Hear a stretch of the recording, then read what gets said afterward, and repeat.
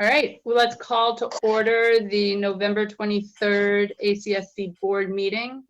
At this time, let's do introductions, and Peter, I'll let you drive calling folks out. It'll just be more efficient, I think. Okay. Lorraine?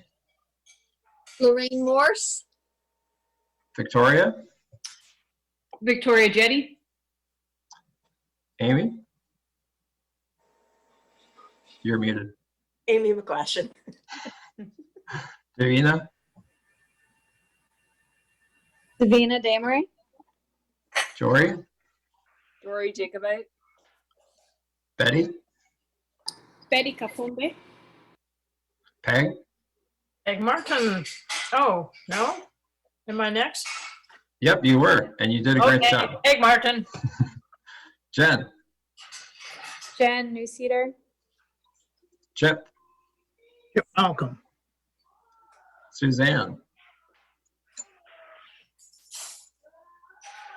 Suzanne, you were muted or something. I didn't hear you. Dan Buck. Yep. Okay.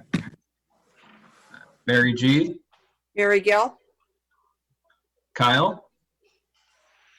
Kyle Mitchell, student board member. Will? Will Hatch, Technology Director for ACSD. And Peterborough Superintendent. Great. At this time, Peter, can you also share who's on from an attendee perspective? Yep, just a minute.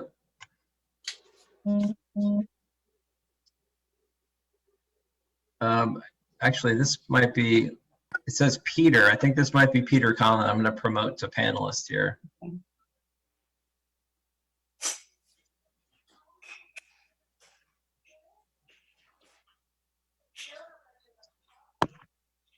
Peter, is that you? That's me. Do you want to introduce yourself? Peter Conlon.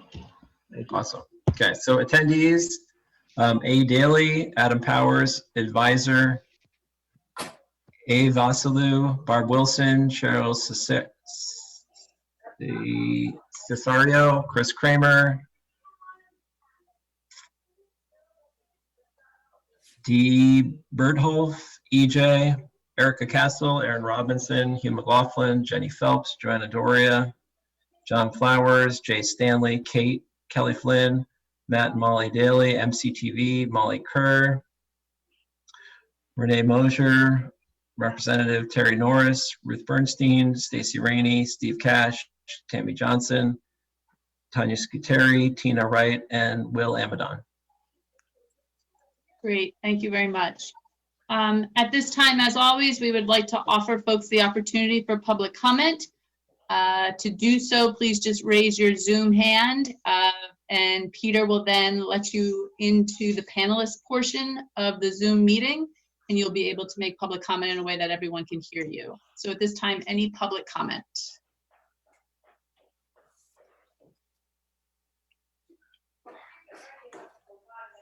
I can't get this for you right Joanna Doria is coming on. That's fine. I've Tell got me when you're done. You need right. to. Okay, and I also. This is a different Zoom account than. Hi everyone, can you hear me? We can. My name is Joanna Doria. I live in Ripton. I have 2 daughters. The oldest is a kindergartner at the Ripton Elementary School. I hope you don't mind, but I'm gonna read my public comment. The Zoom, it works well with this Zoom thing because I can still have my head up. A lot of it echoes what has already been said, but to me it's important to repeat the message. Thank you for the opportunity to go on record for having communicated these 3 things to you. 1, please accept and relay a message of gratitude. The reopening during this COVID-19 pandemic for me and my family has been commendable. The interdistrict coordination and communication led by Dr. Burrows and other superintendents and implemented by teachers and staff has been clear and responsible. Thank you for figuring out how to offer food and health support. I recognize how lucky I am to be raising a family here. So please, when it makes sense, pass this message on for me, especially to those behind the scenes. 2, We know that fear is the greatest motivator. The use of fear has an appropriate place and time for sure. However, I urge you to consider this idea of fear as it pertains to the excess spending threshold. Do we really need to push through a perceived solution to the district's decades-long budget concerns in the next 3 months during a global pandemic when we, teachers, staff, families, students, have so little capacity to stay involved? Is now really as good a time as any. Cutting the budget in significant ways, as you know, isn't about facilities. It's about cutting a large number of our teachers who are our community members, our friends, our family.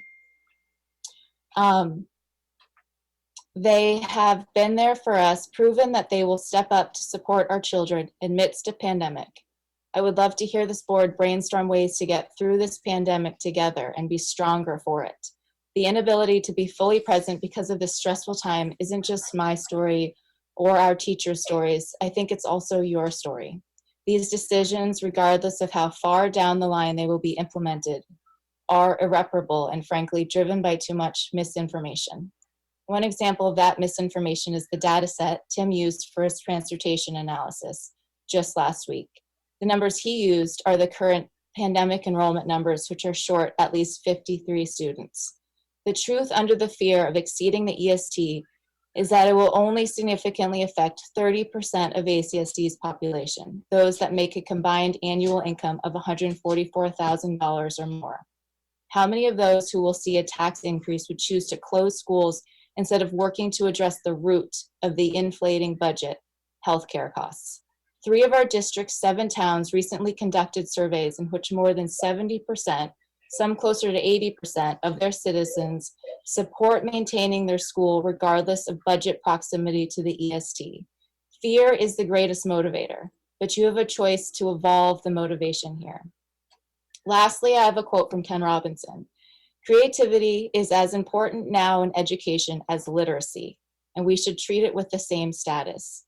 We are the richest we have ever been as a society. We have technology that links us to the world, that puts knowledge at our kids' fingertips. I encourage you to be a model of what we want to see in our next generation, who will be left to solve big, big problems. Please look at, entertain, process the creative ideas that have been suggested to you.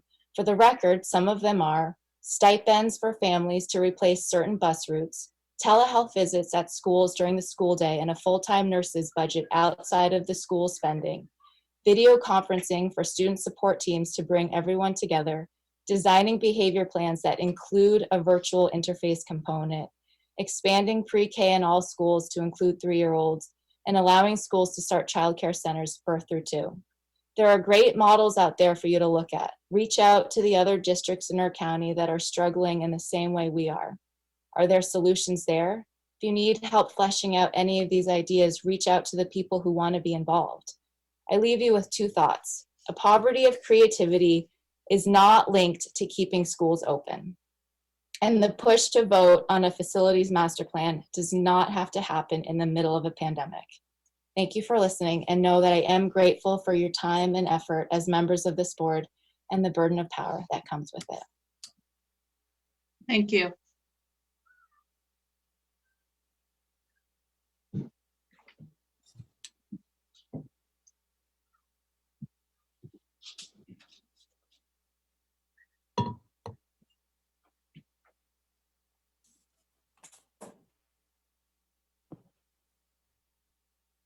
Oh, am I up?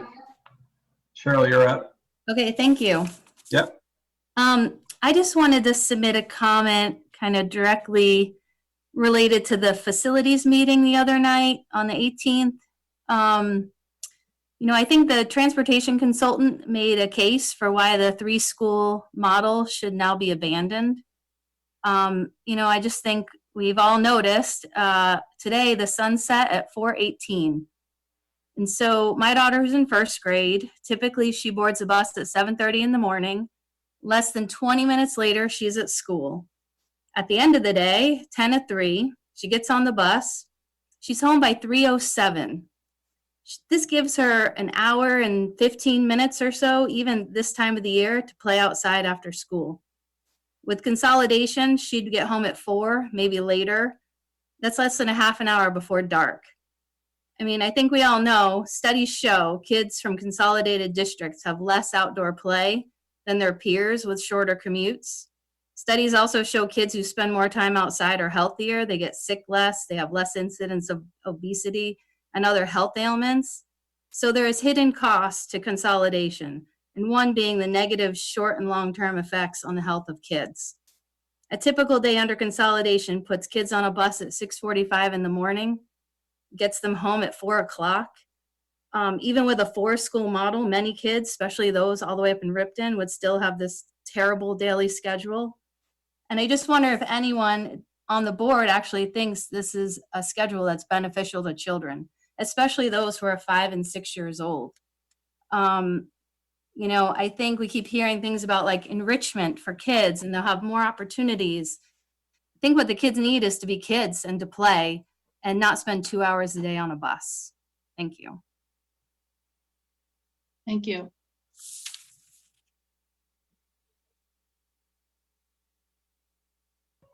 Eric Boir is coming over.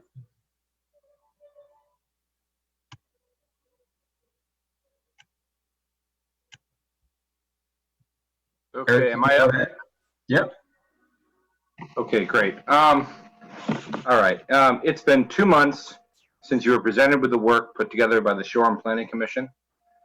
That body of work pointed out that your 3-school model has an unaddressed equity issue, particularly with the concentration of free and reduced lunch recipients that, after consolidation, would be located at the Bridport facility.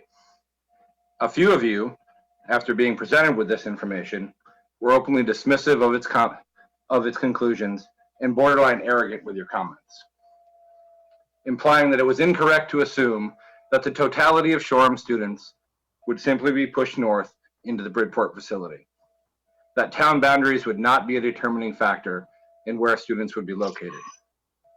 So I ask you today, as you look at the breakdown of the transportation study in regard to the 3-school model, where exactly are those Shoreham students going? You have had an unaddressed equity issue from the start, and now you have it on paper saying exactly what was known all along by anybody who is paying attention. Perhaps it's time for you to address the work that was done by the Planning Commission and the document, along with the laundry list of other unaddressed issues that we have been asking of you for almost a year now. It's unfortunate that it took a transportation study this late in the game to point out what anybody who stopped and logically thought about this issue from the 10,000-foot level might have concluded at the start.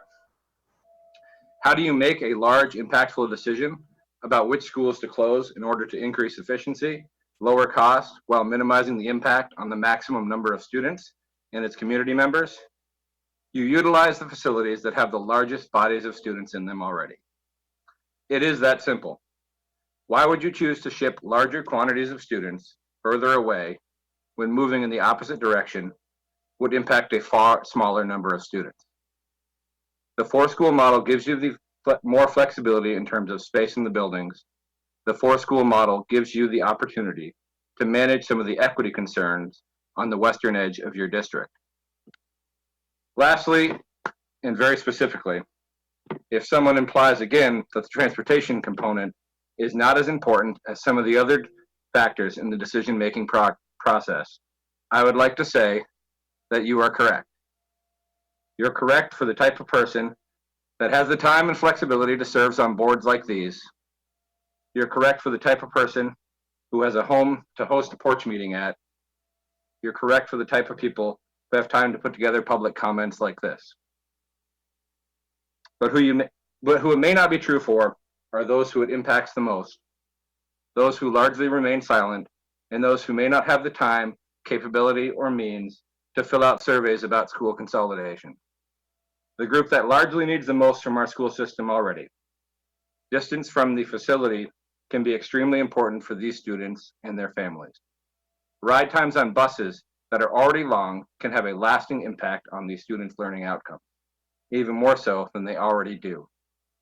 And unfortunately, consolidation of any schools will affect some students from this group. It should be the highest priority to minimize this effect to the maximum amount possible. and it's time for this board to strongly consider utilizing and genuinely exploring further the four-school model that retains the schools from the four largest districts in the community: Middlebury, Salisbury, Cornwall, and Shoreham. Thank you. Thank you.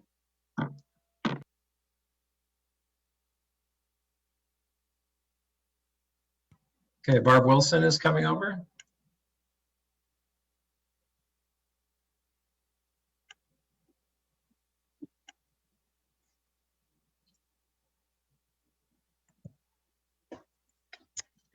Good evening, everyone. Can you hear me?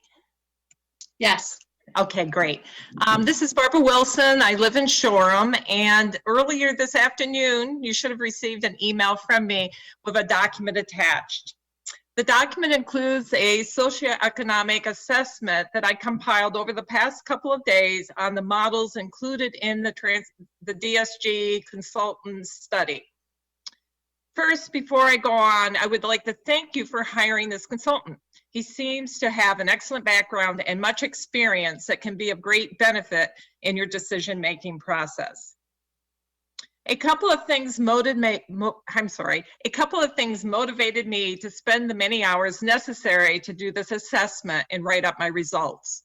First, I was concerned when I heard Brittany state that even with a four-school model, the preference would be to have a school with 7 classrooms.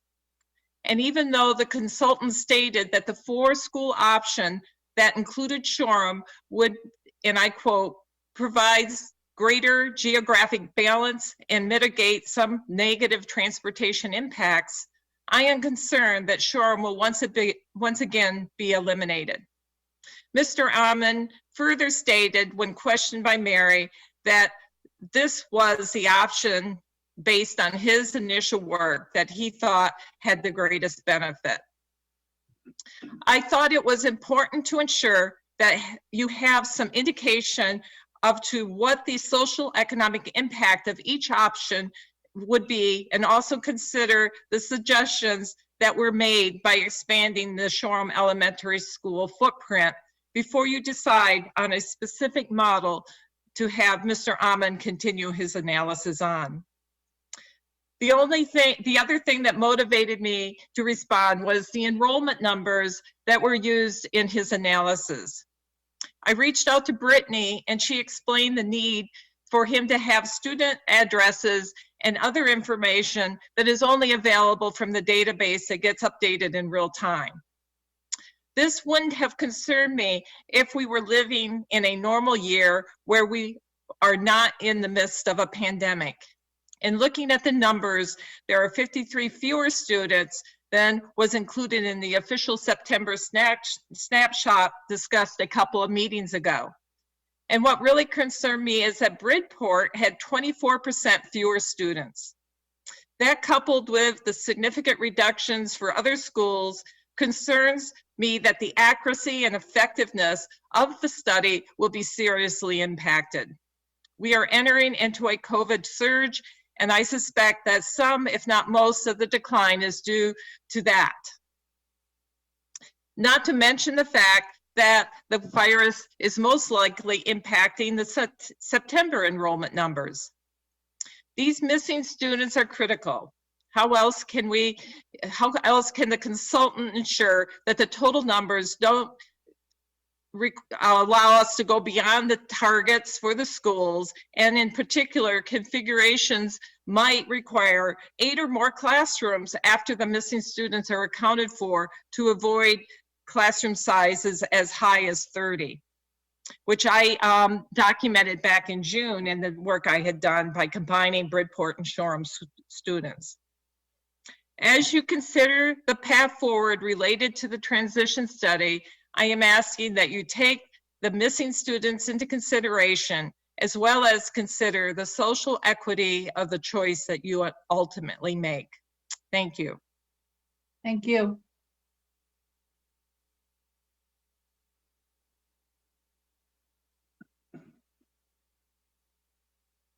Tina Wright.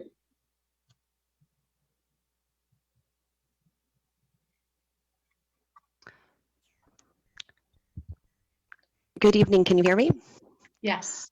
Thank you. This is Tina Wright, and I am a parent from the Shoreham District. And thank you to each of you on the board this evening, as well as all of the attendees with their public comments. It's greatly appreciated for the support, not only from the board, but from our community members. And I do not have as prepared a statement as many of you.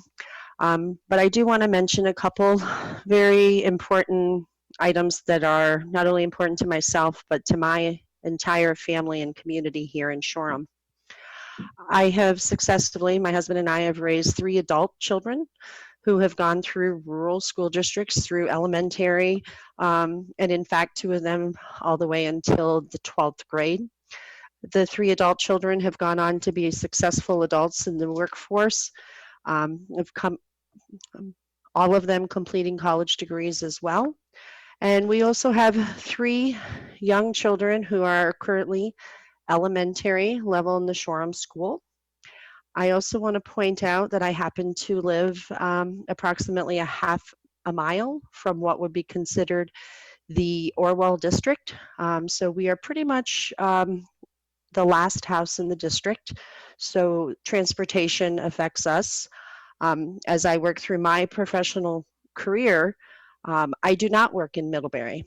And I take great offense to some of the previous comments that I'm hearing from board members in meetings. I do find many of the comments to be condescending, as previously mentioned. We do live in a rural community out here in Shoreham, Bridport, Ripton, Cornwall, Salisbury. And those of us that live here chose to live in these communities. We don't, as mentioned in the transportation in an earlier meeting, we do not drive to Middlebury every day.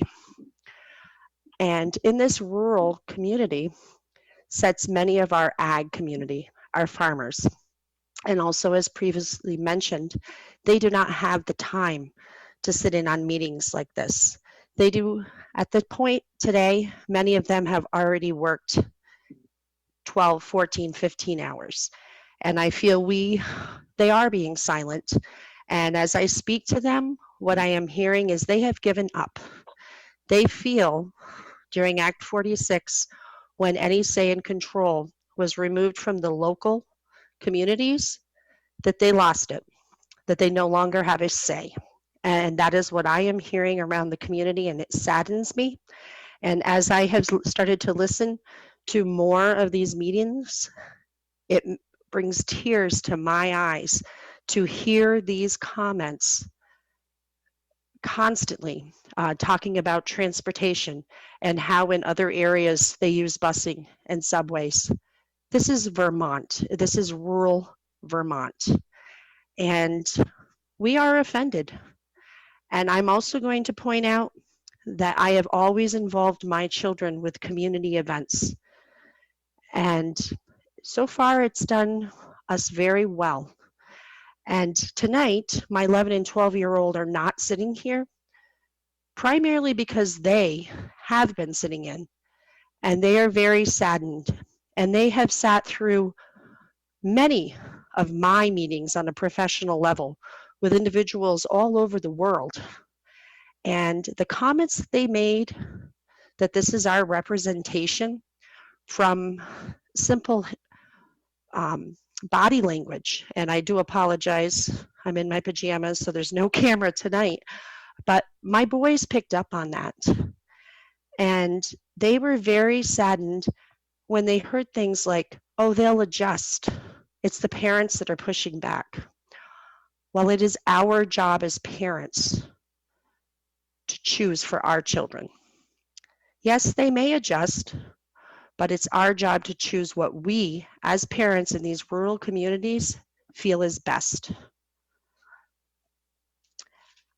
This is a pandemic, and I feel that the school closure should have been halted months ago. The discussions, I feel that as I've sat in on some of these meetings, the public comments at the beginning, that is great, and thank you. However, after listening and reviewing, I know myself personally would have comments to be made at the end, but instead, we're halted to remain until the next time. The busing situation keeps coming up in these meetings, and I fear, with a comment that Vermont is a state where busing does not need to be provided by the school districts, that it's the parents' responsibility, is a bit appalling and scary.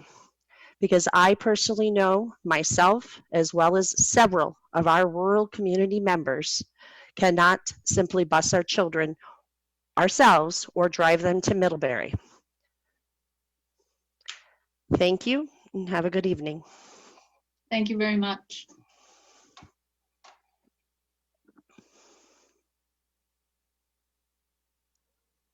Okay, Ruth Bernstein's coming over.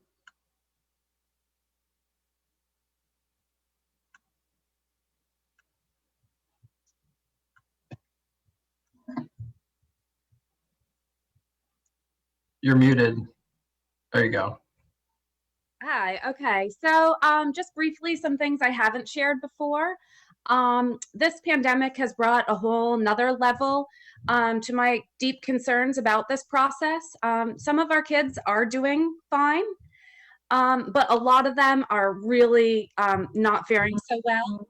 And our students, staff, teachers are all under so much pressure, and we're all facing so much trauma currently. And so it's hard to understand why we're trying to make this decision now. And further, even when things improve and the vaccine and our society, but our society and school system will still be dealing with the effects of this pandemic for a long time. The education system is going to need more resources, not less, especially teachers and staff, to figure out how to deal with all the academic, social, emotional, etc. effects that we have no idea what they're going to be after this prolonged situation. So that's one new idea I wanted to share. And another, I really think that this pandemic may have helped us evaluate what is really important to us and what we value as an educational community. For example, I run a small library, and we've purchased our books from a national distributor for a long time. And in May, we decided to move to buying from the Vermont Bookshop because that supports what is important to us. And puts our values where we think they should be, even though it costs a little bit more. So I'm guessing a lot of you work really hard to support and really value your local stores, your local food, and your local farms. And to me, supporting local community schools is also part of this. We've had a town-based school system for hundreds of years, and I think abandoning it will be a disservice to our children now and in the future. Our community schools are not perfect, but they're good. And the system isn't perfect, but it's good. To me, it seems like, we're always highlighting equity in these discussions, and it feels like we're trying to reinvent the wheel. The town-based system is the most equitable way to serve our children, I believe. The most children will be the closest to the schools, and the most parents also will be the closest and able to be part of their children's education, which is very important. Closing schools and potentially adding school choice actually moves us away from equity. And lastly, I know you've listened to a lot, and I appreciate it. But I do want to express a feeling that I and others have that our voices are being disregarded. We want to collaborate, we want to work together and get good things done for everyone, but it feels to us, to some of us at least, that you're coming in and telling us what's best for us and not listening to our experience and our opinions that are from lived experience and moving forward with plans that are going to hurt us all. That's all. Goodbye. Thank you. Thank you.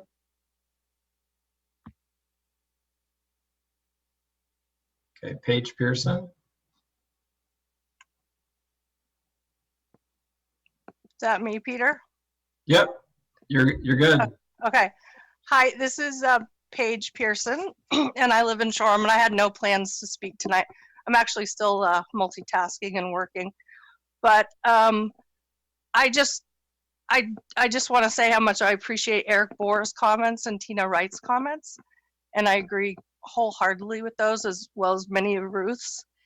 And something I brought to the board's attention, specifically to Victoria's and Mary's, and copied Jory in emails, is that those people who don't have a voice are here. They don't have time. They don't have the resources. I think Tina said it really well, and Eric said it really well.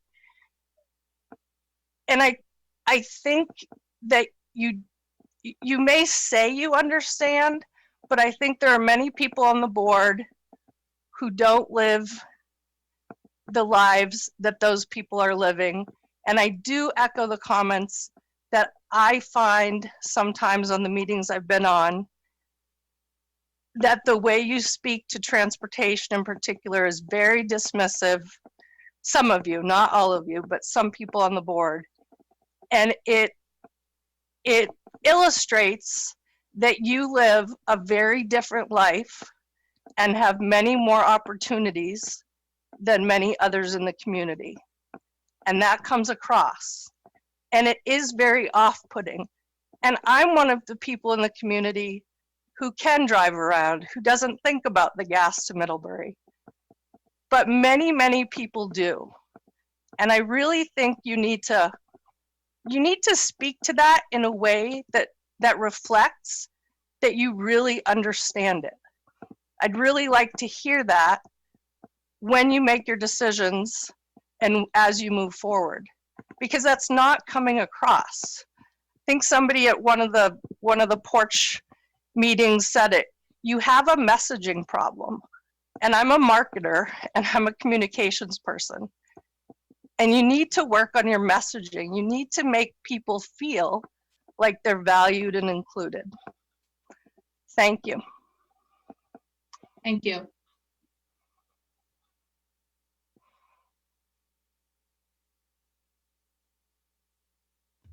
Okay, I think we're good to go. Okay. As always, thank you all for taking the time to participate in the public comment. It is greatly appreciated. Next on the agenda is to approve the minutes of the November 9th board meeting. Can I have a motion to approve?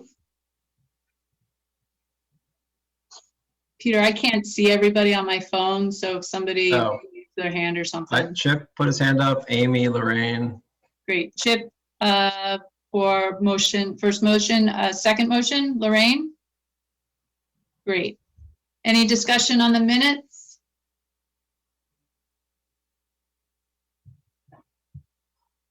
Okay, all those in favor, raise your hand.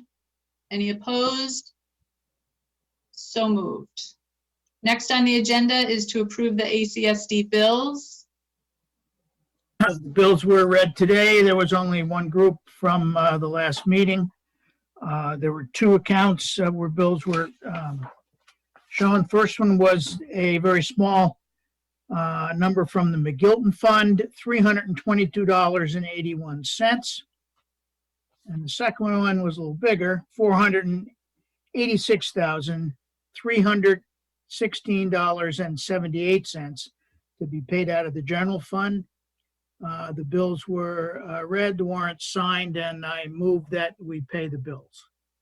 Do you have a second? Second. Victoria, great. All those in favor? Any opposed? So moved. Next on the agenda is report of the superintendent, discussion FY22 budget development. Peter. Great. So I don't have anything huge to report, but did want to just kind of update on the work we're doing and getting ready for the budget, which is coming forward next month. We're continuing to finalize our preliminary staffing numbers. We've met with, Brittany and I have met with principals. We've also been working on our staffing for moms. Moms has been working on that process. You all heard from them last month. We're continuing to do that work. We're preparing to hear from the state on December 1st to get the tax commissioner's letter The big date that we are waiting for is December 15th, when we will have our equalized pupil number and we'll know exactly where we sit in the budget process. Statewide, there is really no kind of discernible direction from the state of Vermont yet in terms of specific stipulations around the budget. And as we reported in the last meeting, we don't think that we're probably going to get direction that's going to change how we approach this budget. We also shared information in the last meeting about the healthcare increase. That is 10%. We have been seeing these double-digit increases fairly frequently. It's unsustainable, and unfortunately, it seems like it's becoming the norm. One of the challenges for us in terms of our budget and costs is the work that happened last year in moving educators over to a statewide health insurance program had an impact, an expensive impact for us. And so that 10% healthcare increase does impact us more in the coming year than it has in the past, as more employees have more access to family plans than we had previously.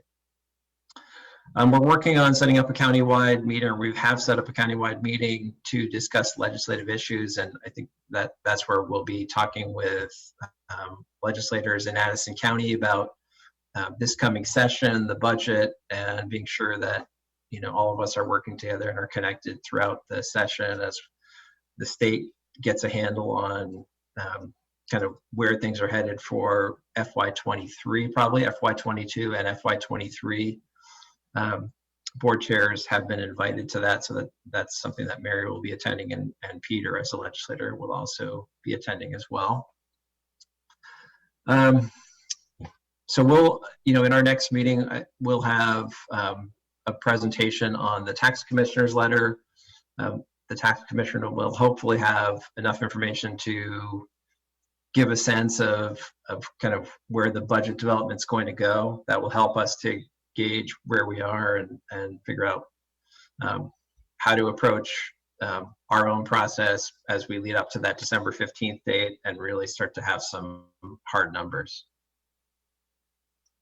Peter, recognizing that the federal contribution to school budgets remains fairly small, but still there's significant policy and practice implications. In the legislative session, is there a process in which there's an analysis going from one party administration to another party administration at the federal level, what potential economic effect that can have on school and state budgets from an education perspective? Yeah, I mean, generally a shift and a transition, which we just heard is officially happening as of 10 minutes ago or so, will not have an immediate impact. I would imagine that the challenges we've had over the last couple of years, there have been kind of quote unquote attacks on title funding and IDA, but nothing really has transpired. So we haven't seen, over the last 4 years, we haven't seen a big drop in federal funding. So I would expect that the Biden administration would continue to support what's currently in play. And then also one of the big things that AASA has been pushing is full funding for IDEA, the special ed law. Yep.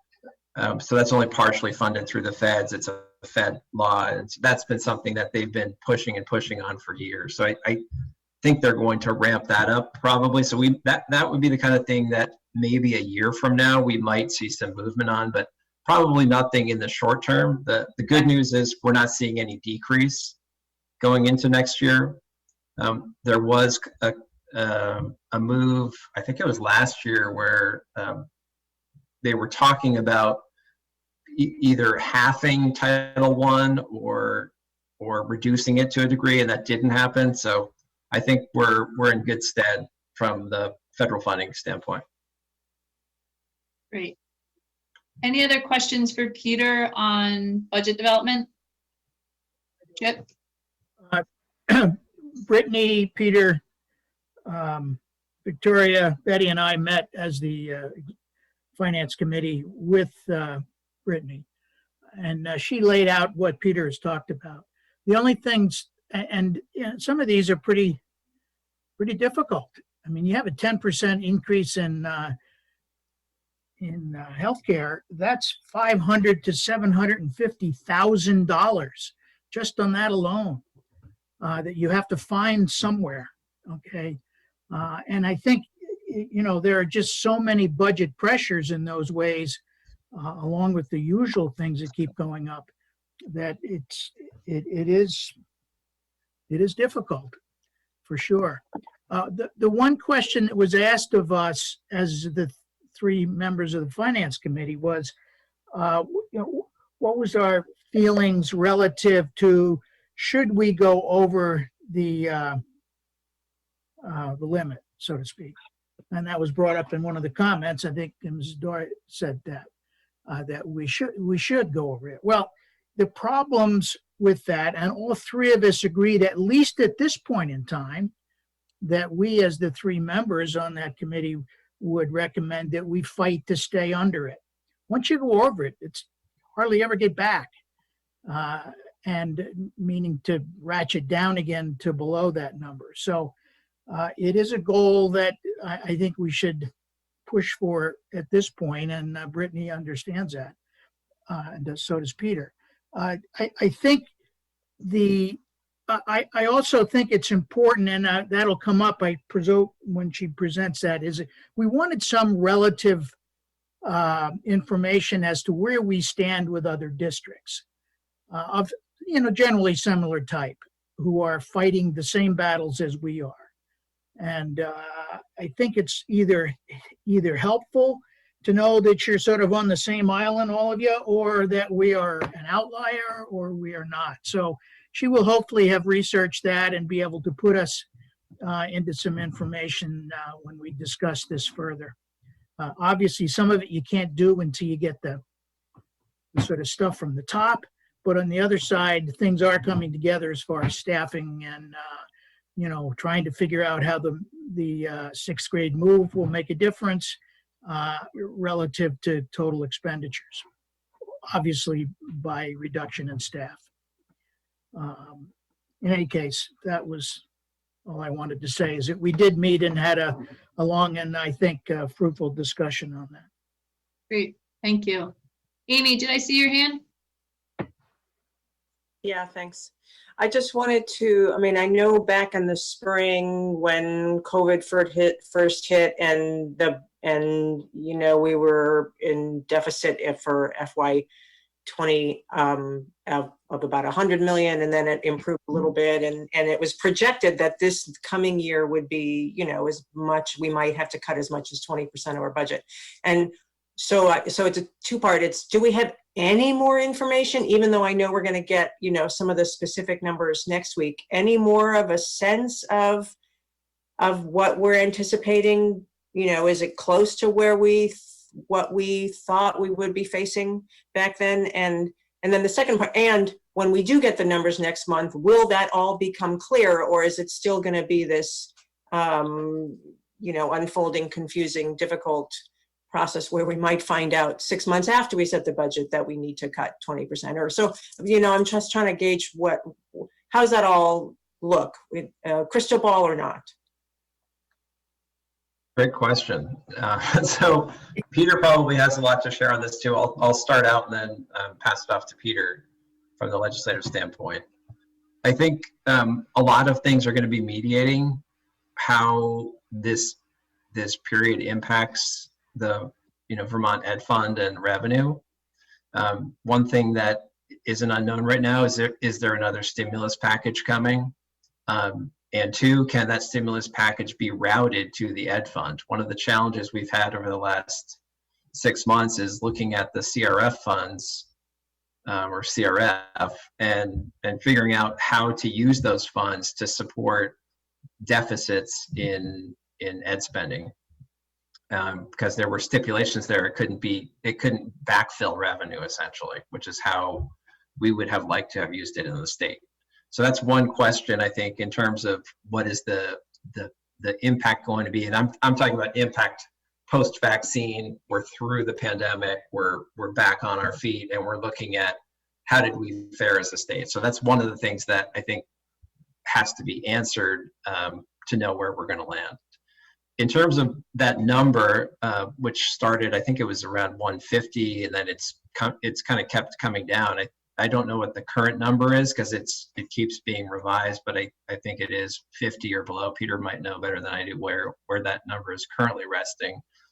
I think a lot of it depends on, in terms of what is the final impact going to be. It's going to depend on what happens over the next probably 6 to 8 months. In terms of both what is the ongoing impact on state revenue, and then two, giving folks time to accurately assess where the shortfall is. So that number kind of keeps coming into focus. Like you mentioned, I think the tax commissioner's letter next week will be, I think, the first big news we get in terms of how the state is seeing where it's headed. Again, it's not going to be definitive, but I think that'll be a kind of a first step. So I think we're still waiting and still, not quite sure yet. I don't think I think we're in a state now, we're just trying not to overreact too much and just stay with the solid numbers that we have and continue to build a strong budget and move forward and kind of deal with the challenges as they come, but not overreact too much. I really couldn't add much to that. I think really the next 6 to 8 months are going to be key. We're going to, the expanded and extended unemployment benefits are coming to an end. That's really kept the economy kind of afloat.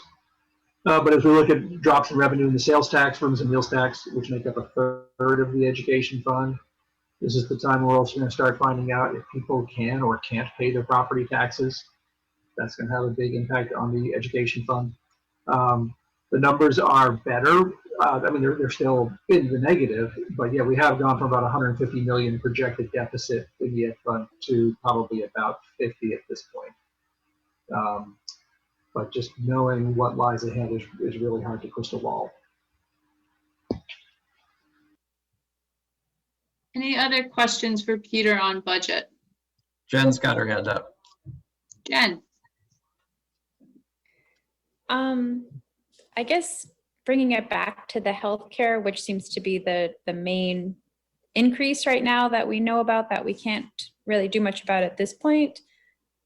Are there thoughts moving forward other than, hopefully the federal government, creates some better form of a healthcare plan, or is there something within the state that we can help advocate for or do anything about in the short or long term? There's no real simple solution to healthcare. It's a national problem. As it goes to looking at school budgets, there's going to be a lot of discussion about rejiggering the excess spending threshold, because in part because of the enormous increases and the enormous percentage that healthcare makes up of that number. I think there's going to be a lot of discussion about either just sort of backing healthcare out of that number and recalculating it, or inflating it to a degree that really represents the healthcare costs.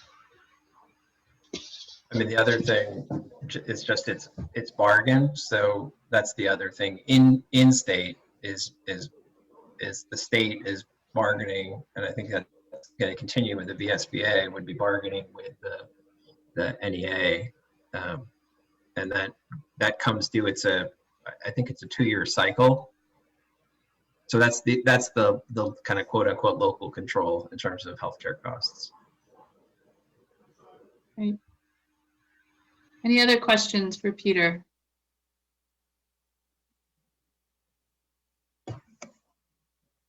Okay, moving on the agenda. Thank you, Peter, appreciate it. And please extend our thanks to Brittany for her work and the team's work as well. Next up is the report of the board. And first on the agenda is the Middlebury Parks and Recreation Representative Update. And Peter, I believe we have Karen Duguay providing this. We do. I'm looking for her in the attendees. If Karen, if you're there, could you raise your hand? I don't see her name listed, which is why I'm asking for a hand.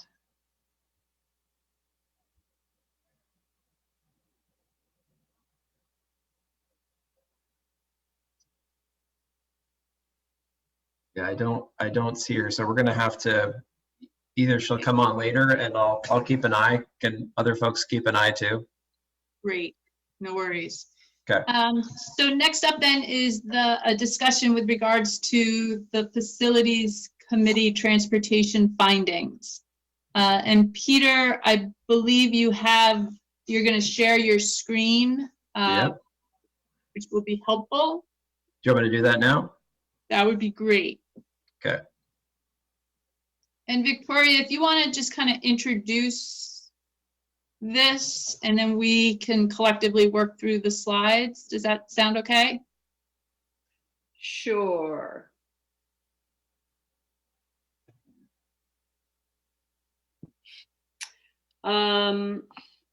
So let me see. Sorry, my screen is not reading. Okay, I have it in paper. So I've talked to a number of you, and I know that a number of you attended the facilities meeting last week. I appreciate the time and energy that went into either attending or watching later and thinking about the presentation. So tonight, Mary's put together some slides that are going to help us to sort of walk through thinking about Tim's report and framing our discussion so that we can continue to move forward. Do you want to? That's great. Is that, yeah, no, that's great. And I think the important part on this, for folks as we start to get into this, is to realize that this work is not done. And, you know, we're probably 65 to 70% done in this stage for this body of work. And we'll talk a little bit about that as we go through these comments. Peter, if you could go to the next slide.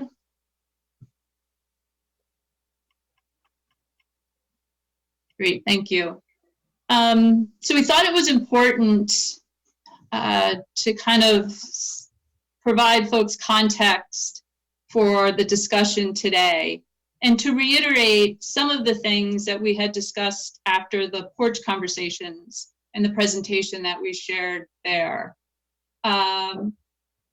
Clearly, this is a complex process and there have been many simultaneous work streams going on. So it's not fair, I don't think, to characterize this as a strictly linear conversation.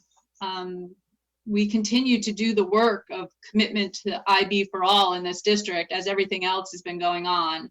We're continuing to do the work of becoming a unified district, not only in term, but in practice. We continue to constantly be analyzing and updating our thinking with regards to budget analysis and modeling there. As new information is presented and additional questions tried to be answered, we continue to look at our infrastructure review on the buildings. Population analysis is obviously it's a moment in time, and it's one of those challenges with regards to that being a component of this process, is that, you know, you have data at a very specific point in time, and that's the data that you're using, and you have to make some assumptions to ensure that that data is of most value. But what we're going to talk about today is this component of the transportation analysis. You know, I think it's important that each of these elements of this journey have really added, I think, to our understanding, our collective understanding on the committee, individual understanding, and I know in my conversations with many of you, our understanding as a board. and while sometimes, and clearly as with some of the comments mentioned today, it seems or it feels like there is challenge in listening to our community. I know I can speak to all of your intentions and mine as well, that we're trying really hard to do that. And we're trying to hear, listen, and adapt where appropriate. And that doesn't mean we can always do what everyone wants done, but everyone can clearly listen. So today we're going to focus on kind of our discussion on 3 components. We're going to talk a little bit about the transportation analysis. We're going to talk a little bit about what that means with regards to the models themselves and what we have to do in their consideration. And then we're also going to try to introduce the concept for this district of school choice and do that at a high level. We will continue to share as pre-reads and as background research the practice of school choice around the country and different ways that it looks and is implemented differently. But we're going to try to just talk a little bit about that as a board. Anything to add on this slide, Victoria? Yeah, you know, I just want to add that, or reiterate your remarks that this continues to be a work in progress. It does feel like we're getting to kind of an exciting point in time. But I want to remind those who are watching or listening that the models set, you know, that Tim shared, those are not a final product. We're using them as a point of comparison and a starting place.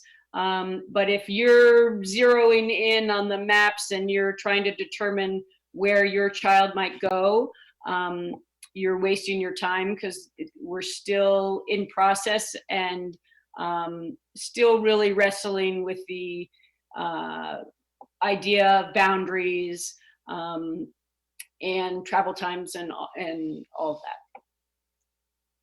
Great. Next slide, please, Peter.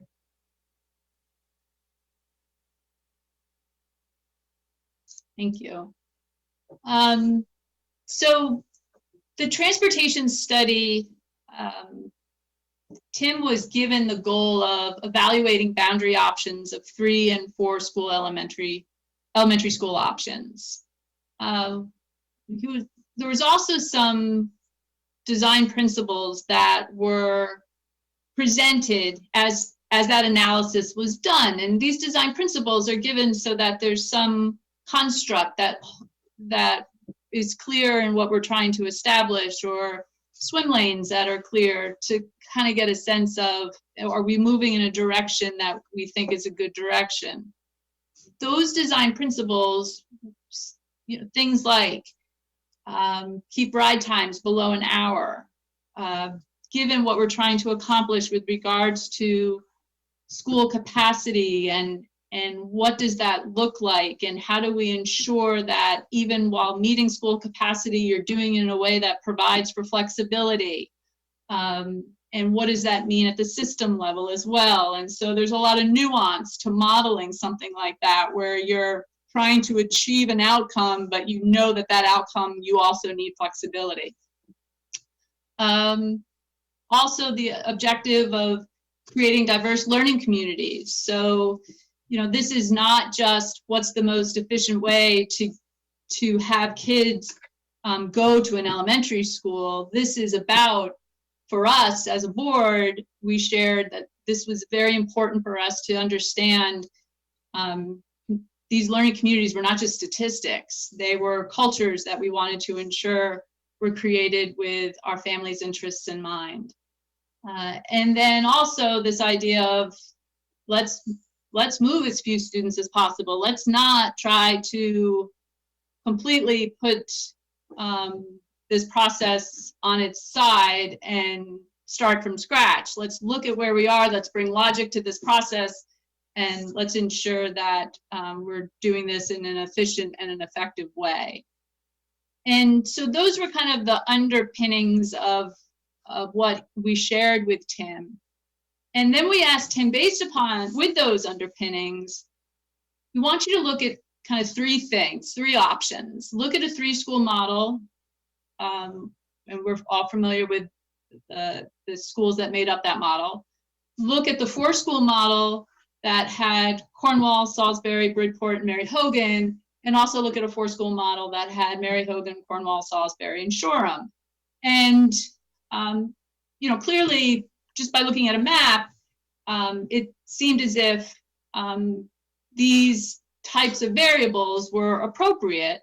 And then again, adding all of those other things that we talked about on the other slide with regards to facilities and with regards to how do we think about the distribution from a geographic perspective, and how do we think about ride times, et cetera, et cetera. And so let's bring all that stuff together now, and let's look at these 3 models. And so what Tim did is he started to run modeling by getting the data sets that we currently have access to, again, for modeling purposes. And again, this is a snapshot in time. And he started that process, and he told us as he's going through, you know, I'm only at about 70%, 65 to 70% of the way through. And the last 30 yards of this run are super, super important and are super, super complex as well. And so it's going to be very important and very helpful in this process if we as a board are able to give him direction with regards to what model we should take through the final stages of his analysis. Because it gets to a level of granularity that we think is obviously very important, but also, again, very complex. So running it on all 3 doesn't really make a whole lot of sense. Let's try to see in the first 70% of this information what gives us what looks to be the most promising solution, and let's take that one to fruition. Anything on this slide, Victoria? Yeah, the only thing that I'd really add is around the design principle, the number 2, about school capacity. I know those who are listening are thinking about the data set that was used and how the population or school population is for the current year, and how that may vary from both last year and next year and years to follow. And I just want to let folks know that we are fully aware, and that concerns us as well. And so we are, in conversation with Brittany and Tim as well to get numbers that we all feel comfortable with in terms of projecting over the next few years. So this is, as Mary stated, a starting point, but we acknowledge that there may be a gap, or that there is a gap in students from last year. And one can only assume that those students will return, if not next year, the following. Great. Next slide, please, Peter. So we wanted to summarize the findings to date, and the full presentation that Tim gave is available on the board website, and the link is there for anyone who wants to go and look at the bubble graphs and all of that. But at the at the end of the day, this was how Tim summarized his findings, and we, asked some questions from him to bring clarity to these findings. The 3-school model, he felt, based upon his analysis, up to the 70%, provided the least flexibility and would be most difficult challenge, again, from a transportation perspective. And when we then jump to the 4-school options, clearly there is an ability when you bring in more options, there's an ability to reduce the negative transportation impacts of the 3-school model. And so when he compared those two models, he came down on the Mary Hogan, Cornwall, Salisbury, and Shoreham Elementary School option, really providing a greater geographic balance than the other 4-school option. And so we specifically asked him at the end, I believe, you know, is it his feeling, again, from his perspective, based upon the work that he was asked to do and based upon the design principles that he was given, and based upon where he is in the study process of being about 70% done, does he feel as if this 4-school model of Mary Hogan, Cornwall, Salisbury, and Shoreham provided the greatest chance to achieve those design principles that we were seeking? And his response was yes. And so where we are now is, you know, he's looking to us as a board to say, which model do you want me to take to the next step? And I think as a board, there are some things that, you know, to Victoria's point, that we want to make sure we're able to understand based upon the next level of analysis. What does this mean from a flexibility perspective? How will the district be able to contract and expand with this 4-school model? What will that look like if we see increase or if we have significant decrease? How do we, you know, how is this model going to affect that? We're asking him to include the ability for us to get an understanding from a socioeconomic perspective and bring greater specificity to that variable and have us understand, are we really truly able to create or support the creation of the diverse learning communities that we're trying to achieve? And what would that mean? What would we have to do to achieve that? And how do we think about that as a board? And so, you know, the meat of all this is really now starting, I think, to happen in this last 30% of work. And so it's a super important time, I think, for the board to understand where we are and to consider now kind of our next steps. Any additional comments on this slide, Victoria? I think that was great. The only thing that I would add is that when, you know, I know in past meetings, we had talked about, you know, being comfortable moving forward and looking deeper into the 3-school model. And I think as we got into the transportation, into Tim's work, and he started talking about sort of flexibility and how this 3-school model really doesn't allow a lot of flexibility. I sort of started thinking beyond flexibility in transportation and capacity, but also flexibility in swing spaces, as Mary mentioned, in growth, and also flexibility in being able to take it, families to be able to take advantage of school choice and that sort of thing. So it really, for me, has highlighted, I think, the district and my own desire to really provide a model that does allow for more flexibility. Great. Next slide, please, Peter.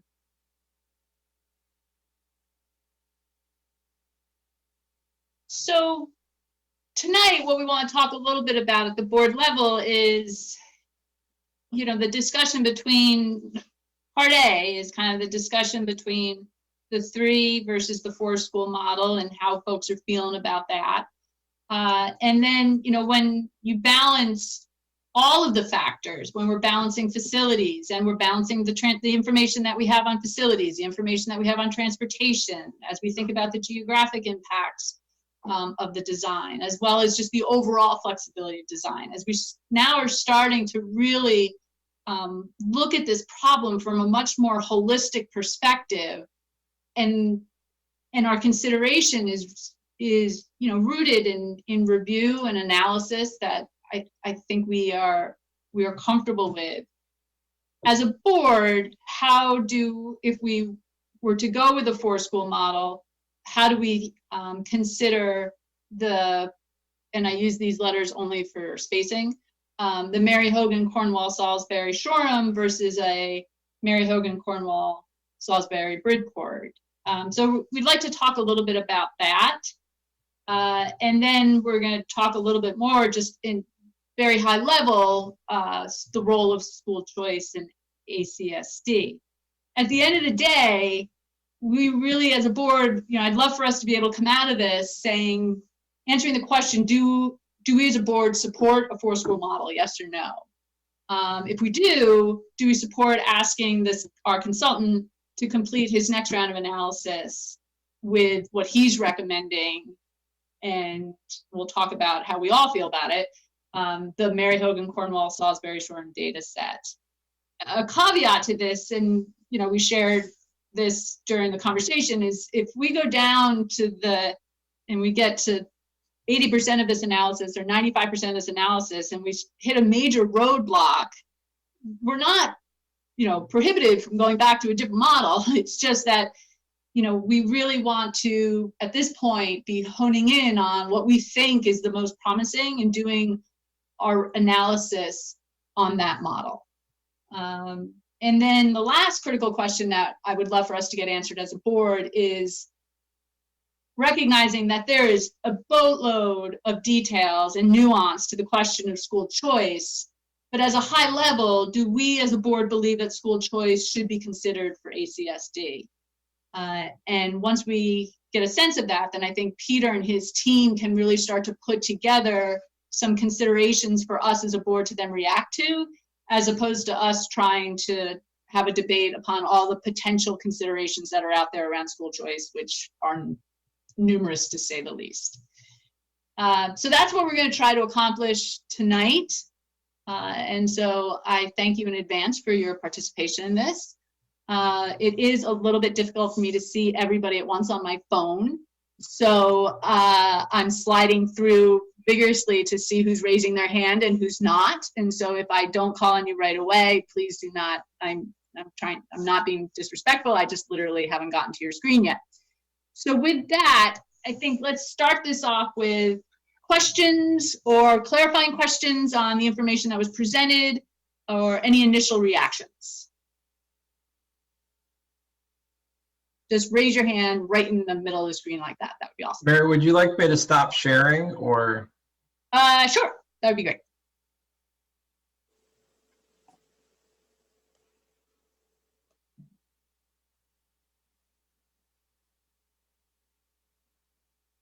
Any clarifying questions on the info presented?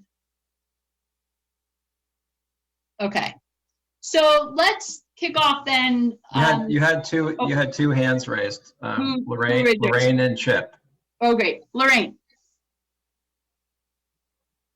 Mine isn't a clarifying question. It's more opinion, I guess. I attended the presentation the other night, and personally, I'm not overly thrilled with either of those 4-school models. I understand he said he picked them because one was like north-south, one was east-west. But my concern continues to be the socioeconomic aspect of it. And I'm not sure I'm comfortable with the Shoreham and Bridport groups being mostly clumped together, it seems like, in either of those models. I'm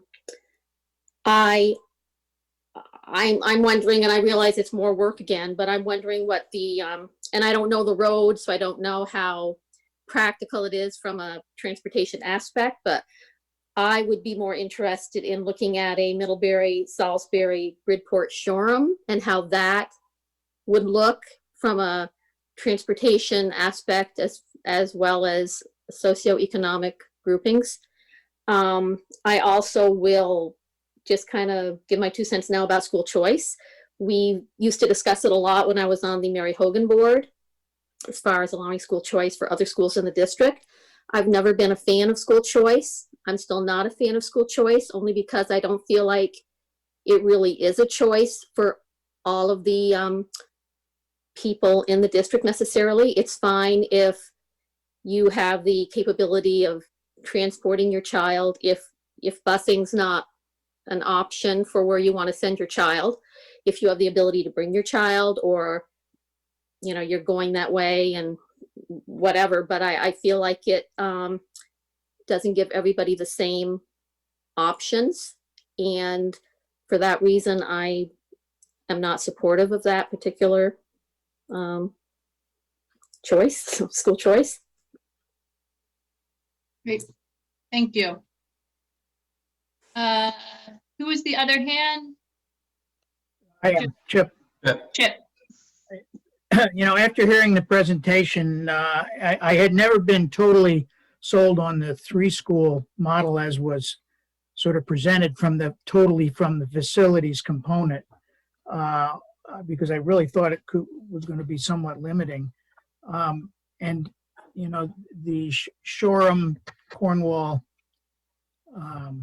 Mary Hogan, Salisbury started to appeal to me more when I started to think geographically. Number one, this river runs down the middle of our district, does separate it.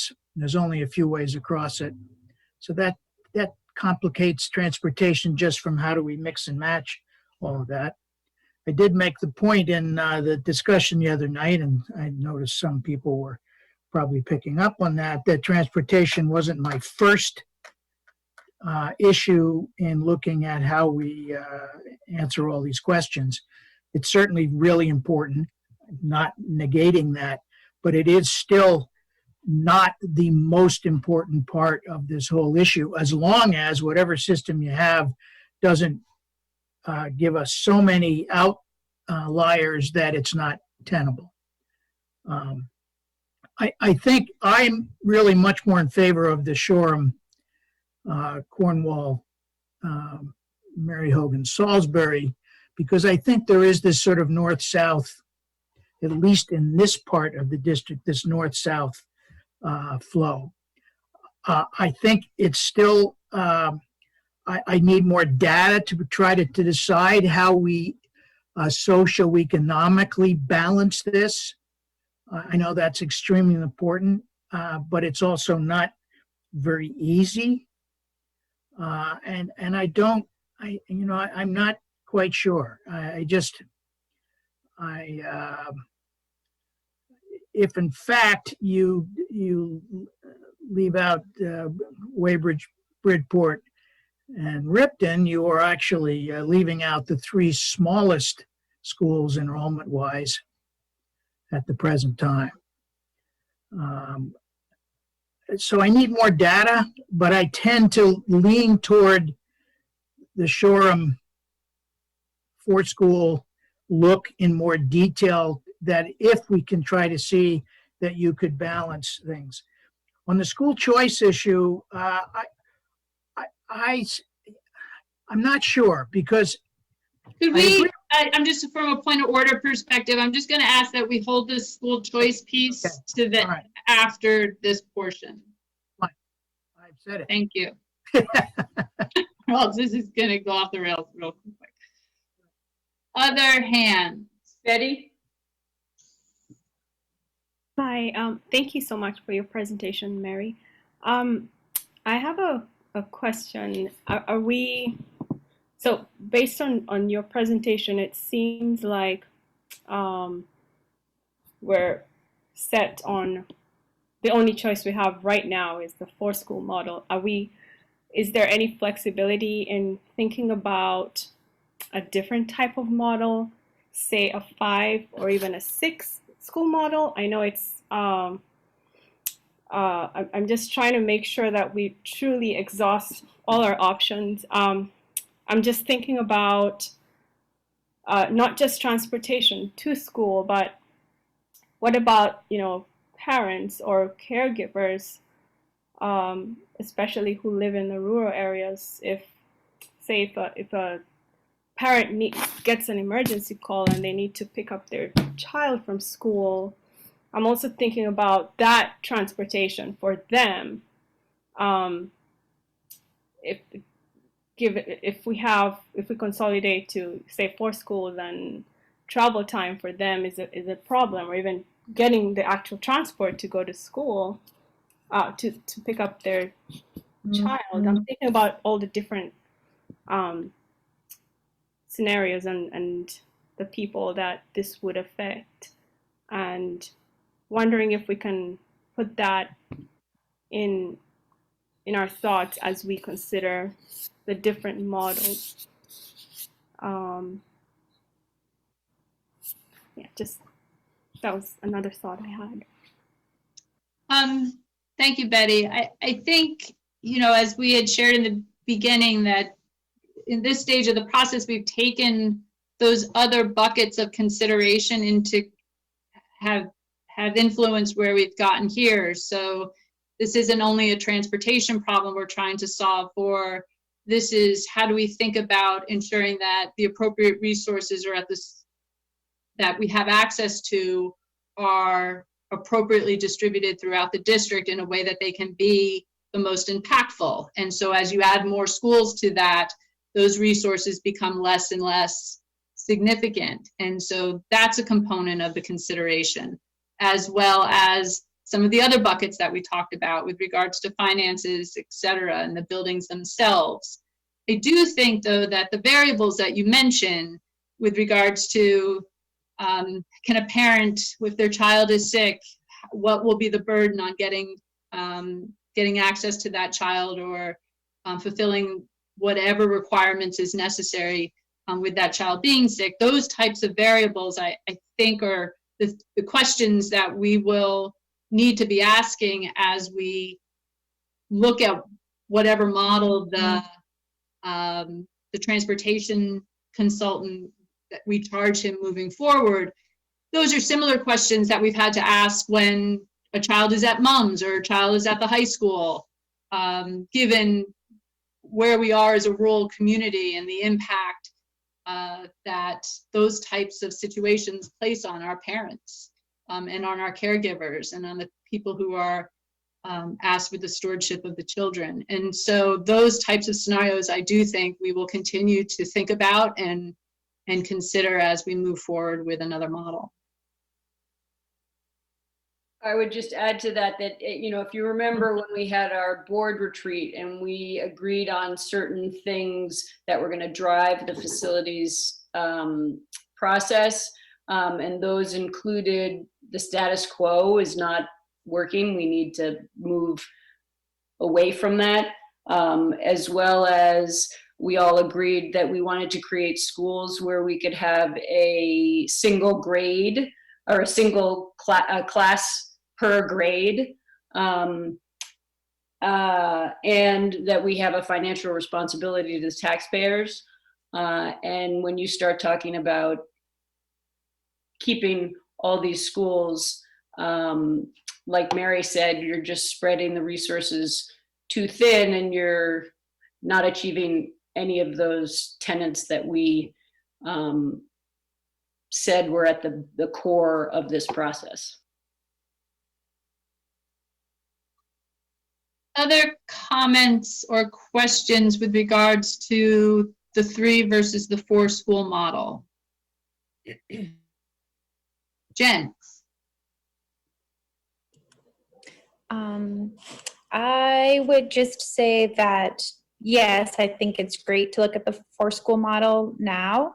I would suggest as we go into, actually doing the facilities master plan, if we feel like the 4 school model is the best fit right now, to keep it as an iterative process, right? So 5 years from now, or 3 years from now, do we need to reevaluate the sizing and, our investments in these buildings in the short term versus what the long-term projections might be. If the enrollment stabilize, great. If they don't, then that's something just to consider moving forward. And obviously the road situation is going to still be a challenge at that point, but maybe keep it as a potential to reevaluate in the future. It's a great point, Jen. Other hands as I'm flipping through. Mary Gill had her hand up. Mary. I'm not sure if it was Joanna or somebody else, or maybe it was Tina Wright. I think that's her name, from Shoreham. She had mentioned that Barbara Wilson mentioned this. How many students are not included in this enrollment that Tim looked at? Is it a significant number, or is it? It was about 50 students that were different from this enrollment compared to last year's elementary school enrollment numbers. Okay. But again, in the next phase of the process, he'll, that is a point that we're going to clarify with him to make sure that this analysis includes numbers that everybody is very comfortable with. Right. And did she say Bridport was the one that had the most outstanding students? She quoted that there was a 24% decrease in that number. I don't believe she quoted that that was the most. Okay. All right. Peter Burrows has something to add to that. Yeah, so Tim had to take the current numbers. So those numbers that he used were tagged to Power School to a student's residence, and that's what he used to create the chart. So he couldn't just take a number we gave him. He actually had to take the individual residences and then input that in. So I think part of the kind of looking out and looking ahead, and I think this is, if the board does continue to look at a 4-school model, I think there's certainly a lot of breathing room there in terms of students coming back. One of the things we don't know is we hope that students that are not attending now, they're homeschooling or going to private school currently, we're hoping they come back, but we don't know. In the same way, we don't know, that the folks that are leaving cities and moving to rural areas and moving to Vermont, we don't know. We haven't seen a big spike in enrollment, so we don't know. So I think that is one of the things where he's going to look at, and we have been looking at throughout, is looking at some kind of buffer, because we expect that it will fluctuate a bit. We've been on a steady, 115 to 120 students per grade level across ACSD for a while. So if you look at the elementary enrollment, surprisingly, varies pretty greatly per grade, per school, but the overall number is kind of shockingly consistent, honestly. So I think, the question about finances at the beginning, and talking about the budget and looking ahead, I think that's the one thing we don't know is there going to be any kind of significant enrollment shift? Given where we are and given the economy, given all those things, I think we can expect that I think we're operating under the assumption that they'll stay more or less the same at that 115 or 120, and then be really clear, like if we have population growing, we'll have some space to accommodate that and shift accordingly. Okay. Suzanne.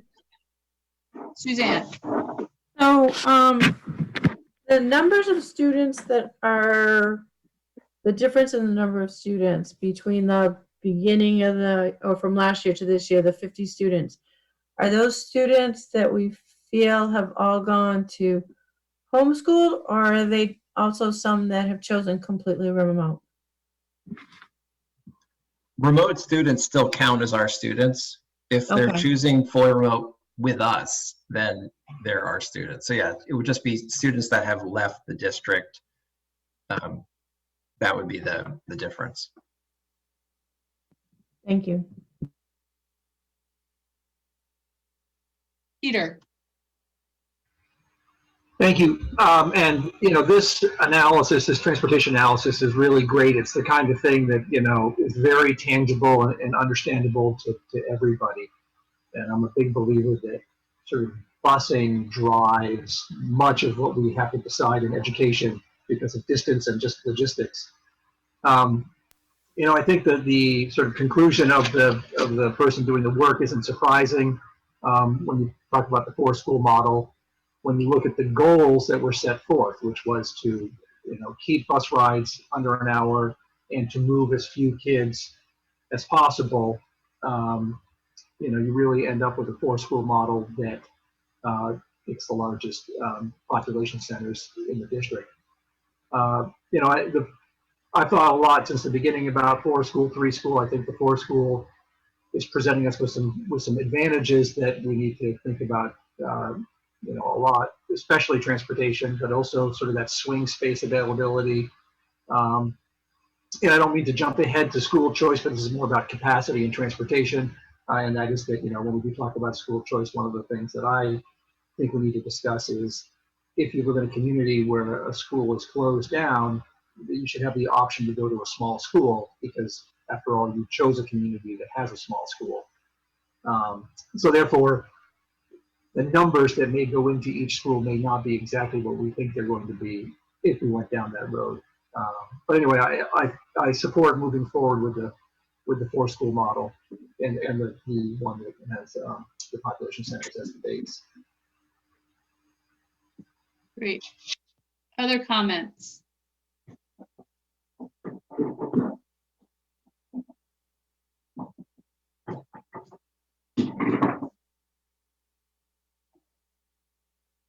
I can't see hands, so, oh, there you go.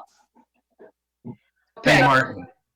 Is it, if we are looking at a 4-school model, at this point, is it important to say whether it is Bridport or Shoreham that provides the 4th school? It is, Peg, it is. So that's something that we need to come to a conclusion about tonight. Yes, that is the second critical question. If we do as a board agree with this 4-school model, can we then say, great, the 4-school model, right, again, for right now that we want them to take to the next level of analysis, is it the Mary Hogan, Cornwall, Salisbury, Shoreham one, which was the one? And as I understand it, one of the important considerations between between Shoreham and Bridport has to do with transportation. Yes. So that is the main factor. Okay, and then as we go forward, looking at the issue of socioeconomic cross-section, how do we go about tackling that? And how does that come into the discussion at this point? So, and Peter, please jump in here. I asked that question specifically of Tim a couple meetings ago and said to him, can we add in one of the variable sets, an understanding of obviously doing this blind, the socioeconomic tag to that address or to that record, so to speak, and do it in a way in which it protected privacy, et cetera. And that is something that schools who go through these districts who go through these transportation studies do to ensure, or to at least get some sense from an analysis perspective of what that demographic allocation would look like. And so this next level of analysis would include insight into that question. Okay, but whether at this point the board were to choose Bridport or Shoreham is not really going to affect that. We're dealing with combining the same groups of kids in the same communities. It's not going to affect, as I understand it, or as I conceive it anyway, that the socioeconomics will be tipped one way or the other, but I don't know that that's the case. Yeah, and the way I would think about it is, let's look at this model and see what what we come out with. And if something is completely askew, then okay. And we as a board then decide it's too far off, then we can go, we're not held to it. But so I wouldn't presume to answer the question without the analysis. No, but I understand. Yeah, I do think as a board we need to get to where we can get that level of analysis. Okay. Okay. Thank you. Thank you. Peter Burrows, did you have something you wanted to add to that? Well, yeah, I mean, I think it will look different depending on how full each school is. So, as he's looking at the boundaries and looking at where students go, you could keep one school with its current population, Shoreham, for example, if you were going to move Bridport students mostly towards Cornwall, that's going to affect the mix as opposed to sending them to Shoreham. So some of it's going to depend on the capacity that's set at the 4 schools. And then, you can wait because I think there's a cushion with 4 schools. There's going to be a cushion, and you could potentially be deciding based on that FRL number and prioritizing that. You could have one school that might have a slightly higher or lower class size, but that would balance that number more. Anything we do is going to balance it more than we currently are. Right. Thank you. Thank I you. would also, just one other thing I wanted to add to Peg's question about consideration about schools. I think the other thing the board has to be considering tonight is all the work that David Epstein did and balancing that, so looking at the facility footprint, all that information that we've reviewed, and kind of balancing that against the geographic piece, and that's, I think, that's the work. Other questions or comments on the 3 versus 4 school and which 4 school model?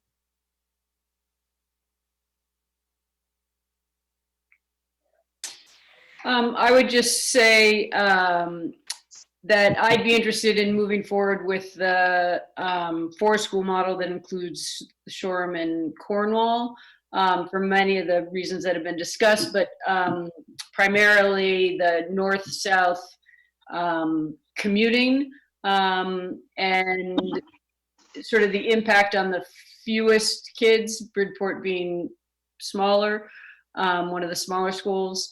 And I think as Tim found, the transportation issue looks as though it'll be easier from Bridport. And I think, although we haven't seen yet, I do think that the economic diversity issue will be more easily dealt with closing Bridport versus Shoreham because of the ease of Bridport to Cornwall. So I would support that we go forward with that one.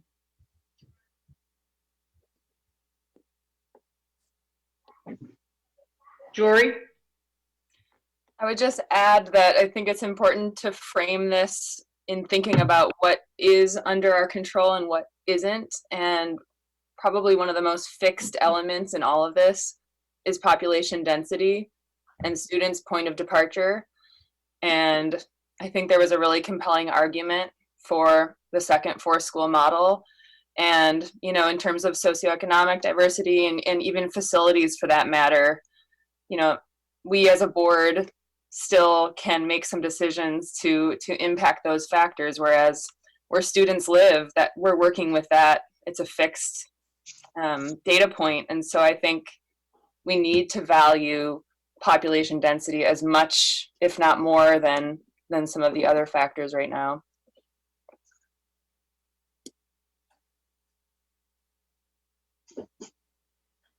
Any other comments? Amy McGlashan. Amy. I'm agreeing with many of the comments around the 4 school, and particularly looking at the Shoreham, Cornwall, Salisbury, Mary Hogan for many of the reasons, and in particular the diversity piece. I am wondering or hoping that because one of the is the next level of detail where we're actually going to look at potential routes and how many that would help us achieve these objectives. And that where which routes maximize the diversity as well as minimize bus time, and looking at what's that threshold of the number of buses that we want to run, and that we think are reasonable, and the flexibility there. Is that going to be part of what that next level of detail is? Yes.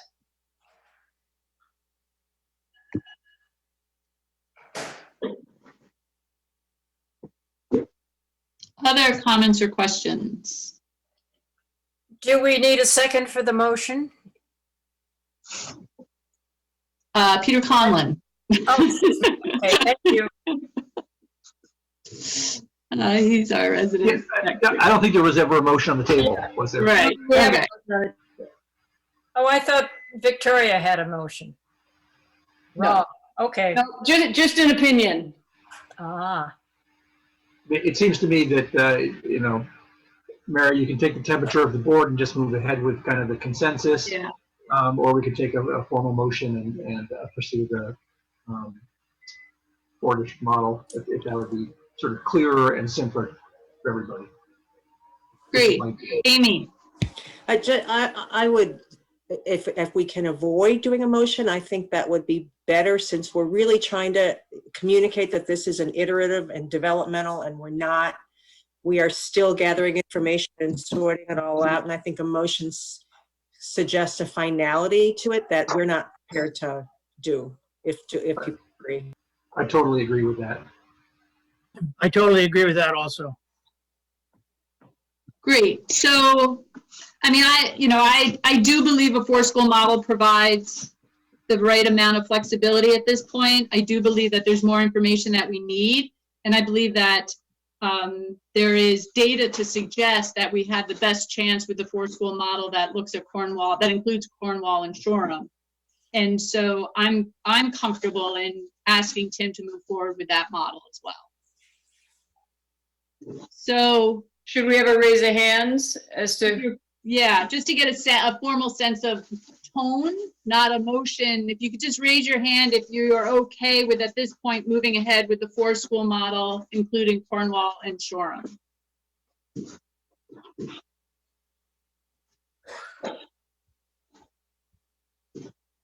And Victoria, do you get a sense? Because I can't see everybody at once. Yeah, it's most everyone but -1. Okay. All right, great. So to check off the questions, then we're going to agree with the 4-school model to move forward with the next level of analysis, and that analysis will be done on Maryhogan, Cornwall, Salisbury, and Shoreham.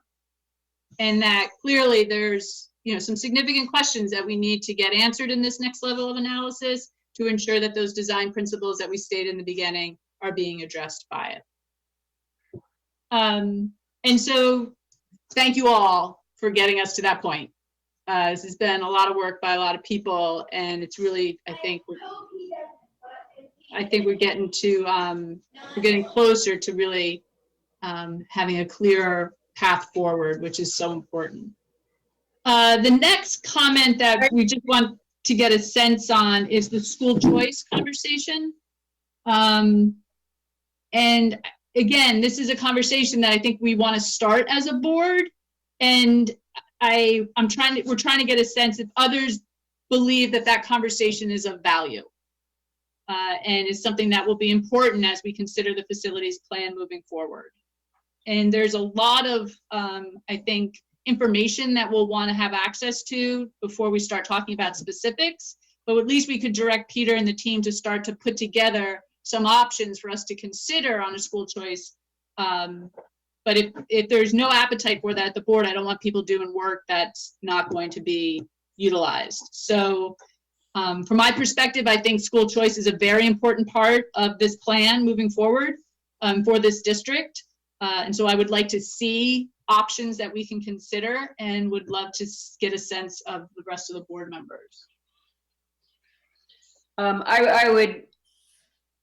I agree with you. I think that the school choice, giving communities, especially the communities whose schools are slated to close or are going to close, giving them the opportunity to choose where their kids are going to go. I think that's a really important piece of this, and getting, if not a lot of if not everyone's buy-in, getting buy-in, and being able to sort of garner a little bit of excitement in those communities about where their kids go to school and giving them, the choice.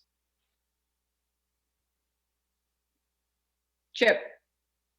School choice is sort of that big issue across the country, and it's sort of great way, which is always sort of at least from my reading of it, and I have no experience at all with it, is that you give people who think their children are going to an inferior school the option by choice to go to a school which they feel is more superior or is going to deal with that child's needs better. In so many places, and it doesn't apply to the school choice in our elementary community, but in so many places, school choices, a lot of it comes down to athletics. I mean, who's going to play on the best team? Who has this? Who has that? Which is sort of a false direction, but yet, in fact, that's how it ends up.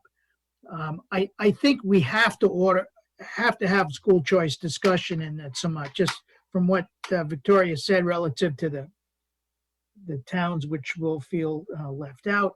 But also, I think there is that component of trying to assess where parents feel their children will do better if they're going to stay in the public school system rather than going to private school. Some of the people that went to private school during this pandemic went there because the schools were going to be open 5 days a week. And there were other reasons, obviously, but that was a financial, heavy for some of them, I'm sure, to make that decision. But I think we have to look at it. I don't know how it'll affect things. I really don't. Does it make it easier for us to balance socioeconomic, or does it make it a lot more difficult? But I need to have some data to be able to better think about the whole idea, but I think we have to pursue it. Jen. I don't want to derail this whole conversation. I feel like we need to just address what we voted on. There is a comment in the question and answer, and I, before we kind of wrapped it up, I wanted to just clarify too, just for the public, maybe we can just remind everybody, we didn't vote that that's what we're doing. We voted to allow the transportation consultant to do a deeper dive into that for-school model, and I feel like that might be confused. So if somebody else wants to elaborate on it more at some point. And yeah, also, and I think also, Jen, just the term vote, we shouldn't use either, because we're just trying to get a sense, this is still a committee work, and we're just trying to get sense from the overall board if the committee is moving in the right direction. And that's all this is at that point. A great point. yeah, so super. So what we decided was, yes, we agree that we should do more investigating on the transportation of that particular for-school configuration. And were we also going to, my other concern regarding a for-school model was the educational component and the educational administrators concerned that might, it's possible, but maybe not the preferable model. And I didn't know if we wanted to look into that a little bit more concurrently with the transportation study. So it's just, I'll just throw that out there at this point too, and don't need an answer to it. And then regarding this question, particularly on school choice, I agree it's super complex and we couldn't possibly discuss all of the issues with it, or positives or negatives tonight. But I do think it's something that we do need to look into. I don't think we can just set it aside as a non-option. So if the administration is willing to and wanting to provide us with some scenarios to review, I'd be happy to pursue that further. Great, thank you. Peter's got his hand up. I'm not a big fan of school choice. I hate to see the erosion. Geographic proximity can be a good building of a cohort. in many ways.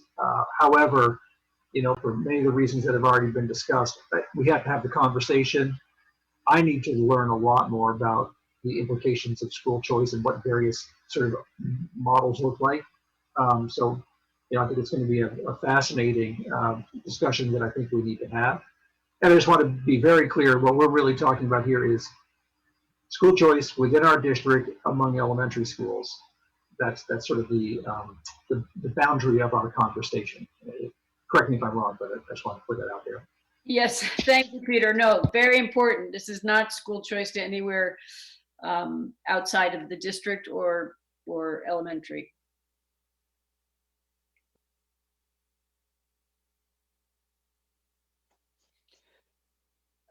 A lot of districts call this intra-district transfer as opposed to school choice, because school choice has other connotations. Also, a lot of other states, many other states have charter systems. So that's an entirely different thing as well.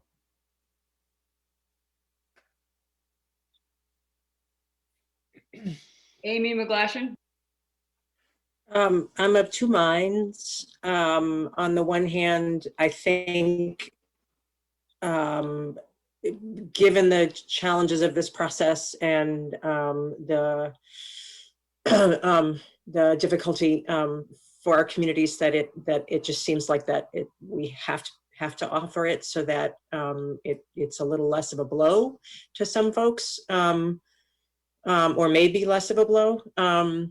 And yet I also, I'm not convinced of, I've only gotten into a little bit of the ECS study, and the outcomes are, it's a mixed picture, and it may actually counter our objective of reaching socioeconomic diversity.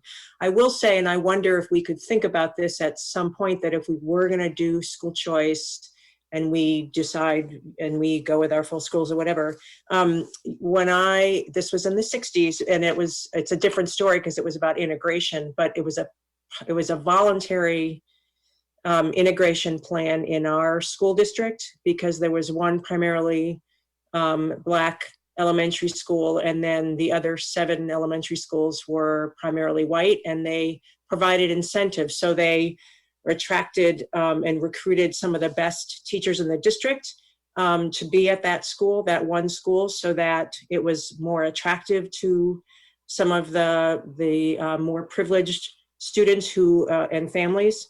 And I'm trying to think of some of the other incentives. And then and they provided the buses that then transported the kids to that one school and transported some of the African American students out to the other schools.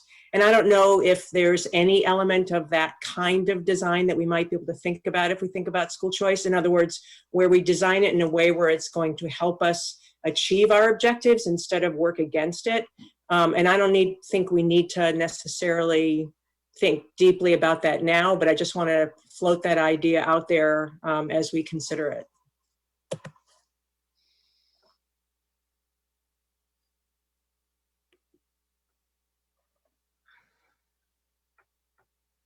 Any other comments?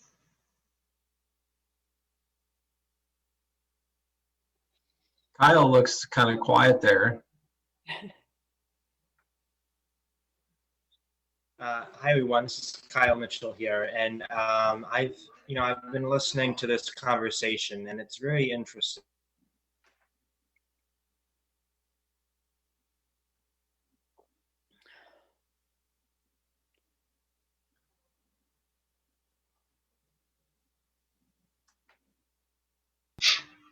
Recommend this on a next agenda for our board meeting in the future.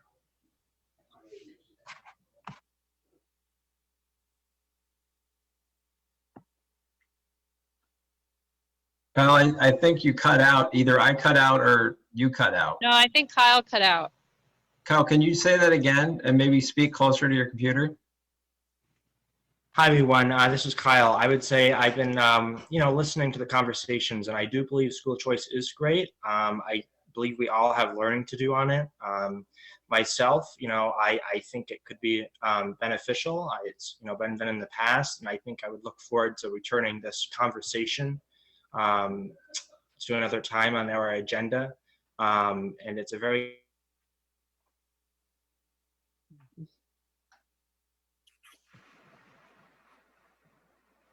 Kyle again.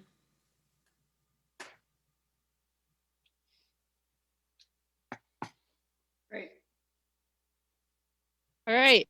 So, I mean, is anyone specifically moving down the path of learning more and starting to formulate some options to consider?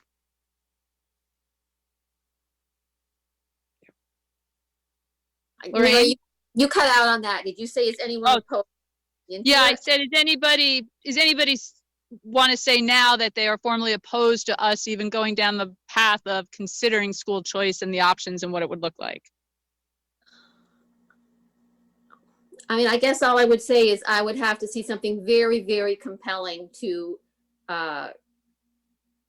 change my mind about school choice. But I mean, I guess I can say no at any time as far as whether I, agree with it or agree with it. So, I mean, everyone else seems to want to do it. So and I'm only one person anyway, so it doesn't really matter. Okay, so why don't we as a board then agree, or at least Peter, I think we have the ability to ask you to start to put together some options for us to consider and information for us to think about, and how we as a board should really start to thinking about framing the school choice discussion would be super helpful. Absolutely.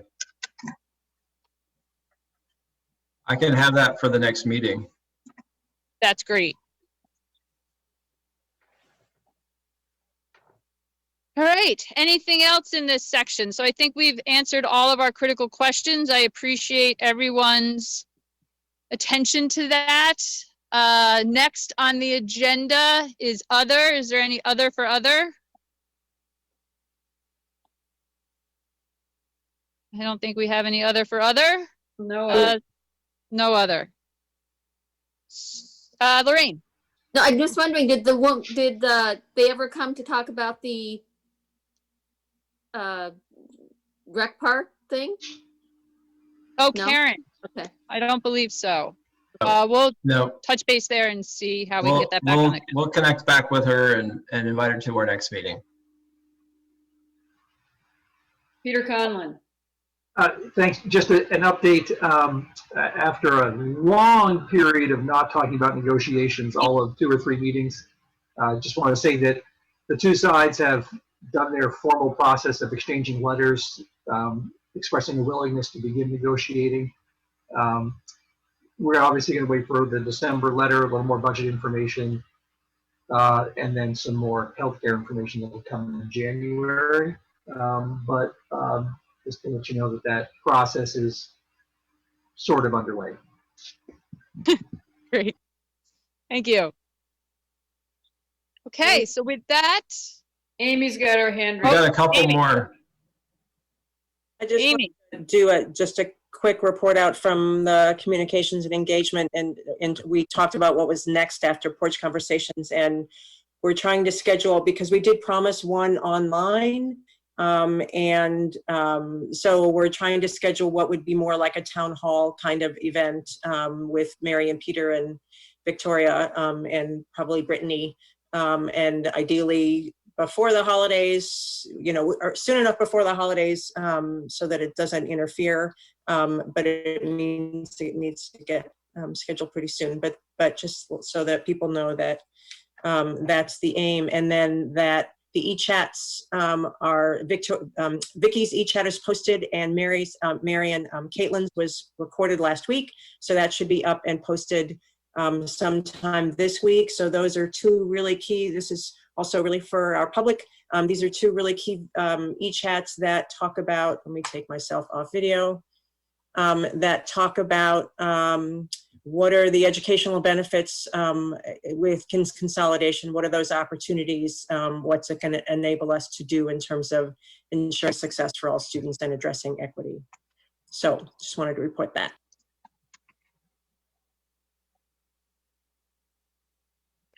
Any other hands? Betty? Has her hand. Betty. I just wanted to send a big shout out of thank you to Laura and Erica for organizing the Thanksgiving meal packages. They did such an amazing job.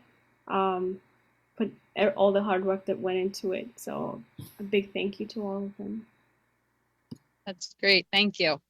The pickup on Friday afternoon at Weybridge was awesome. People were so appreciative, and yeah, they did an amazing job, and there were probably 15 volunteers there helping. It was great. I have a quick question, and it's curious to know if our school district staff and whatnot have had the opportunity to be tested as outlined by the health department, and how that went. Yeah, we were tested. The surveillance testing happened. The first round happened Wednesday, and so folks would have heard back this weekend. And our dashboard is still 0. So excellent. So we'll see, but so far so good. It's great. Another one is coming. I think it's the week of December. Let's see here, December 7th, I believe. We're going to have our second round of surveillance testing.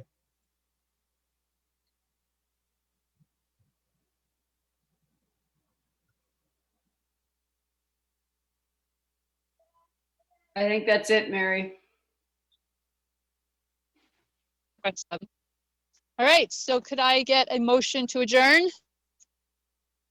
So moved. Thank you. Thanks, everyone. Really appreciate the time tonight. Happy Thanksgiving. Happy Thanksgiving. Happy